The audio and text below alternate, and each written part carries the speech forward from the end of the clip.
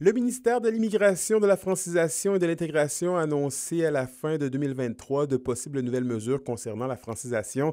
Ces mesures auraient donc pour but de renforcer l'apprentissage de la langue française au Québec, mais pourraient avoir des impacts ici. Fait qu'on parle plus en fait de l'intégration et du maintien en emploi sur le long terme. C'est plus ça que ces nouvelles mesures-là vont impacter. En plus de devoir montrer une certaine qualité linguistique à l'embauche, le travailleur devra maîtriser un français de niveau 5 pour renouveler son permis de travail après 3 ans d'emploi, soit un niveau où une personne devrait être en mesure de comprendre l'essentiel d'une conversation portant sur des sujets courants. S'il y a en fait une rétroaction de cette mesure-là, c'est-à-dire que si les personnes qui sont d'ores et déjà sur le territoire doivent se conformer lors de leur renouvellement de permis, doivent se conformer aux nouvelles exigences linguistiques, là, il y a un gros enjeu. Pour l'instant, aucune exigence est demandée et en contexte de pénurie de main-d'œuvre, ces travailleurs sont pour beaucoup essentiels au maintien d'activités d'entreprises de la région. Ben, avec les entreprises, ce qui va être on va dire, problématique, ça va être d'aller chercher des emplois qui vont être ciblés dans des pays ciblés. Donc on va comme rajouter, encore une fois, des filtres pour faire sûr d'avoir des profils qui vont correspondre, oui, aux besoins des entreprises,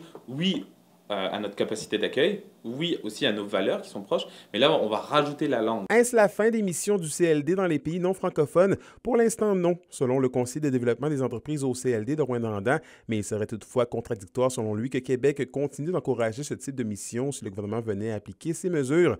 Il se veut rassurant et affirme que le CLD est déjà planché à de nouveaux plans avec les entreprises pour faciliter une transition. Notre stratégie, ça va surtout être d'orienter les entreprises vers des missions de recrutement du ministère de l'Immigration qui vont correspondre, on le sait, aux possibles futures exigences linguistiques. Donc on pense aux missions, par exemple les Journées Québec-France, au Maroc, où on a des bassins francophones plus intéressants et plus grands aussi, donc plus variés. Anthony Dallaire, RT Nouvelles, Rouyn-Noranda.